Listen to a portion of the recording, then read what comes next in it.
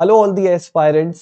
In this video, you are going to learn about endo rule of pericyclic chemistry जो कि 4+2 cyclo addition में लगता है। Endo rule में कौन से प्रोडक्ट्स काइनेटिक कंट्रोल्ड होते हैं, कौन से थर्मोडायनेमिक कंट्रोल्ड होते हैं, which is the major and which is the minor product, ये सारी जानकारियां इस वीडियो में हमें मिलने वाली हैं। मैं काफी डिटेल में चर्चाएं करूंगा। आइए, without wasting the time let's start straight forward. So again एक एग्जांपल लिया है मैंने। मेरे पास एक डाइईन मॉलिक्यूल है, एक साइक्लिक डाइईन मॉलिक्यूल है और मेरे पास एक मैलेइक एनहाइड्राइड है। ये जो आप डाइईन और डाइनोफाइल का कॉम्बिनेशन देख रहे हैं, इसे हम क्या बोलते हैं? डाइईन। और ये होता है हमारा डाइनोफाइल। इस डाइनोफाइल को मैलेइक एनहाइड्राइड बोलते हैं। जब यहां से प्रोडक्ट फॉर्म होता है तो जनरली हम ऐसा प्रोडक्ट बना रहे होते हैं। हालांकि यहां से दो प्रोडक्ट्स पॉसिबल हो रहे होते हैं। एक पॉसिबल प्रोडक्ट होता है जो हमारा एंडो प्रोडक्ट होता है, और एक प्रोडक्ट जो पॉसिबल होता है वो हमारा एक्सो प्रोडक्ट पॉसिबल होता है। आप देख पा रहे होंगे। अब इसके अंदर कौन से प्रोडक्ट्स हमारे मेजर हैं और कौन से माइनर हैं, इनको समझने की कोशिश करेंगे। माफ करिएगा, ये पीछे थोड़ा सा कट गया है, मैं इसको बता दूंगा अभी। तो इसके अंदर जो मैंने एंडो प्रोडक्ट बोला है, इसको मैं काइनेटिकली कंट्रोल प्रोडक्ट के नाम से बुला रहा हूं, और जो मैंने एक्सो बोला है, इसको मैं थर्मोडायनेमिकली कंट्रोल प्रोडक्ट से बुला रहा हूं। दो चीजें होती हैं, काइनेटिक और थर्मोडायनेमिक, और एक होता है मेजर और माइनर। देखिए, इसके अंदर ना दो टाइप के इंटरेक्शंस होते हैं। एक प्राइमरी इंटरेक्शन होता है और एक सेकेंडरी इंटरेक्शन होता है। जो प्राइमरी इंटरेक्शन है, उसके वजह से हम ये बता पाते हैं कि कौन सा प्रोडक्ट काइनेटिकली कंट्रोल्ड है और कौन सा प्रोडक्ट थर्मोडायनेमिकली कंट्रोल्ड है। ये बातें किसके वजह से बता पाते हैं? प्राइमरी इंटरेक्शंस की वजह से बता पाते हैं। ये प्राइमरी इंटरेक्शंस क्या होती हैं? जब प्रोडक्ट बनते हैं तो सबसे पहले प्राइमरी फैक्टर्स लगते हैं। यहां पर प्राइमरी फैक्टर्स और कुछ नहीं, आपके स्टेरिक फैक्टर्स ही होते हैं। प्राइमरी नाम ही सजेस्ट कर रहा है कि मैं सबसे पहले लगूंगा। So in this case when we see both of them products, we see that in the endo product we have a cavity. यहां एक कैविटी का फॉर्मेशन हो रहा है, जबकि एक्सो प्रोडक्ट के अंदर ऐसी कोई भी कैविटी नहीं है। तो जब प्राइमरी फैक्टर यानी स्टेरिक हिंड्रेंस का फैक्टर लगता है, स्टेरिक फैक्टर लगता है, तो हमें यह पता लगता है कि this product is going to be a less stable one, and because here we do not have any cavity, this product is going to be our more stable one। और ऑर्गेनिक में हमने कई बार ऐसी चीजें फेस करी हैं, और आज भी हम यही बोलने जा रहे हैं, I am really sorry, more stable.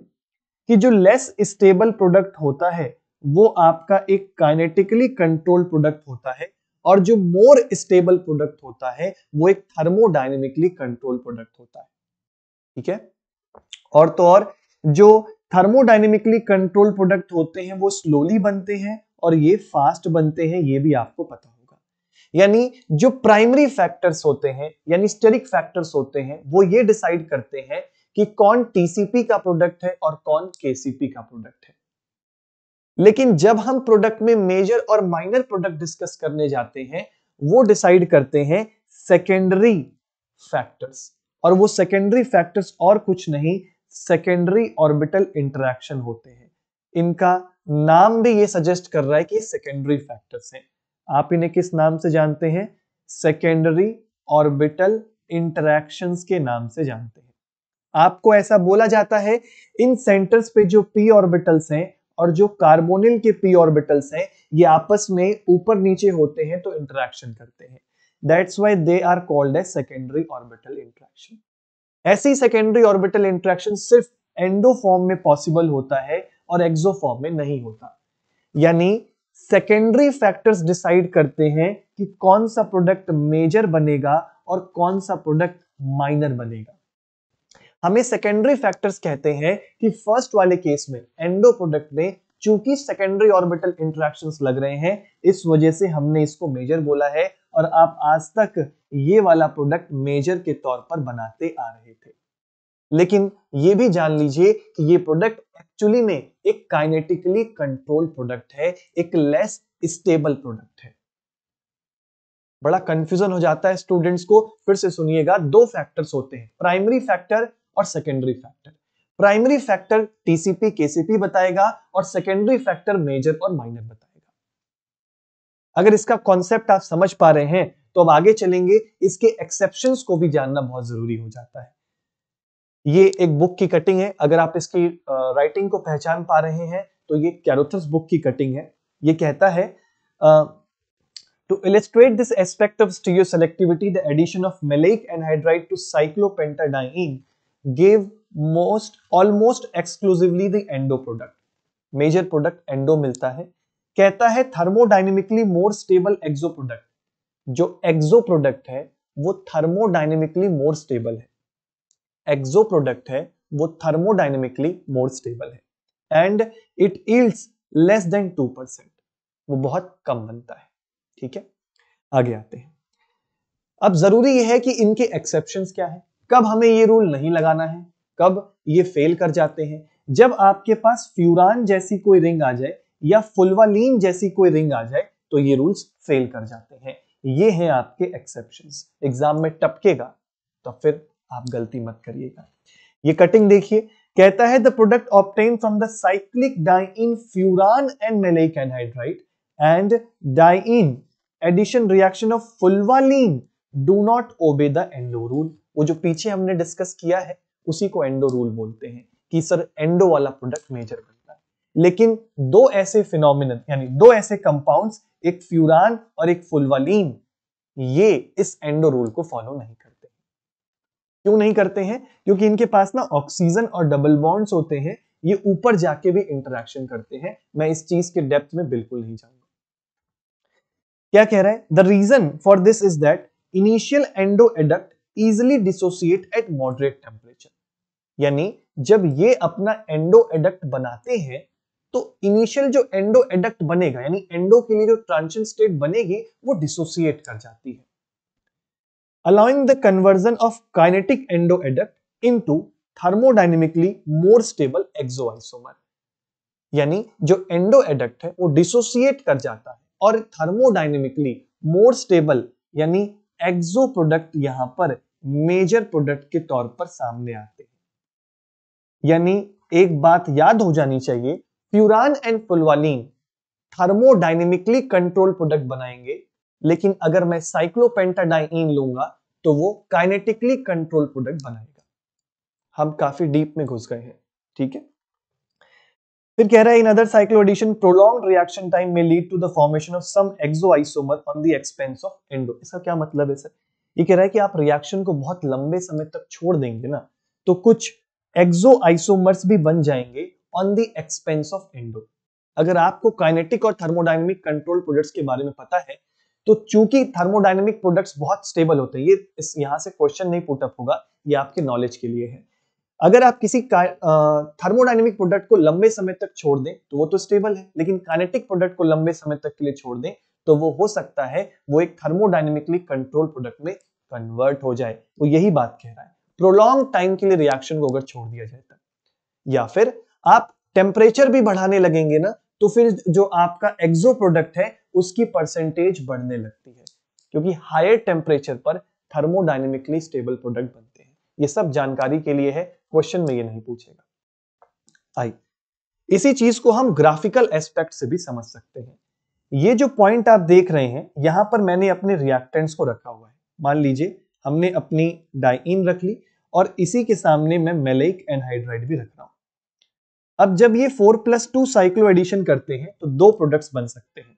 मान लीजिए एक प्रोडक्ट P यहां बनता है और एक Q यहां बनता है। क्योंकि Q काफी नीचे है एनर्जी में तो ये of course thermodynamically control product होगा और ये of course kinetically control product होगा, इसमें तो कोई डाउट नहीं होना चाहिए।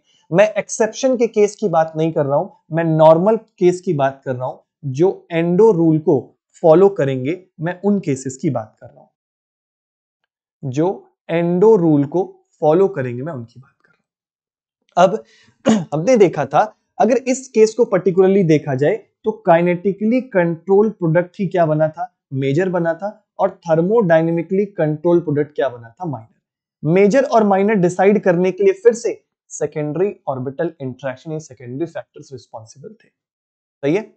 अब अगर आप इसके एनर्जी गैप को देखें तो ये जो आपका गैप है वो काफी कम है और अगर आप यहां से यहां तक के गैप को देखें, इस वाले गैप को कंपेयर करें और इस वाले गैप को कंपेयर करें, इसको एक्टिवेशन एनर्जी 1 बोल देते हैं और इसको एक्टिवेशन एनर्जी 2 बोल देते हैं। इन चीजों पे फोकस मत करिए। मुझे ग्राफ नहीं मिल रहा था तो मैंने गूगल से ऐसे ही फोटो उठा ली थी, तो इसमें ये सब फालतू चीजें लिखी हुई हैं, ठीक है। इन सबको गोली मारिए आप, मैं ये इरेज कर देता हूं, ठीक है। आप इस गैप को और इस पूरे गैप को कंपेयर करिए। जाहिर सी बात है एक्टिवेशन एनर्जी 2 का जो बैरियर है वो काफी ज्यादा है 1 के कंपैरिजन में, तो ऑफ कोर्स 1 वाला प्रोडक्ट जब भी बनेगा वो फास्ट बनेगा और ये जब भी बनेगा तो वो स्लो बनेगा। इसको आप ऐसे भी टेम्परेचर का भी रोल ला सकते हैं, पर इतना जानने की जरूरत नहीं है, इतने से ही सवाल बन जाएगा आपका और इतना ही आपसे पूछेगा भी। तो हमने इसको ग्राफ पे भी रिप्रेजेंट किया, कुछ इस तरीके का ग्राफ बनेगा। ये आपका टीसीपी, ये आपका केसीपी, फास्ट ये, स्लो ये और मेजर ये बनेगा। मेजर माइनर के फैक्टर्स मैंने पहले ही बता दिए। अब आपको एक सवाल के साथ छोड़ के जा रहा हूं, इस सवाल को देखिएगा। इसके अंदर मैलेइक एनहाइड्राइड ना लेके एक डाइईन ली गई है और इसके सामने जो डाइनोफाइल है वो उसी का एक मॉलिक्यूल है। मैं आपको बेसिक स्ट्रक्चर बना देता हूं और लेकिन मैं आंसर नहीं बताऊंगा, मैं कमेंट सेक्शन का मतलब कमेंट सेक्शन चेक करूंगा कि आप लोग के आंसर्स क्या आए हुए हैं। ये एक 4 पाई सिस्टम होगा और ये एक 2 पाई सिस्टम होगा। यहां से भी ना 2 प्रोडक्ट्स बनेंगे, एक एक्सो प्रोडक्ट बनेगा और एक एंडो प्रोडक्ट बनेगा। मैंने सफिशिएंट हिंट दे दिया है, कमेंट सेक्शन आपके लिए खुला हुआ है, बताइए कौन सा ऑप्शन करेक्ट होगा। बहुत ही धांसू सवाल है, पुंडुचेरी का जो एक CSIR नेट का पेपर हुआ था उसमें ये सवाल आया हुआ था आज से 3 साल पहले। कॉन्सेप्ट रिपीट होते हैं नेट में। Thank you so much everyone, I hope you enjoyed this series. ये कॉन्सेप्ट की जो सीरीज है उसको आपको समझ में आई होगी। ऐसे ही किसी कॉन्सेप्टों को और जानने के लिए सब्सक्राइब रहिए चैनल से, फॉलो करिए मुझे चैनल पर, ऐसी वीडियोस बैक टू बैक हम लेके आते रहेंगे। Thank you so much everyone and happy learning.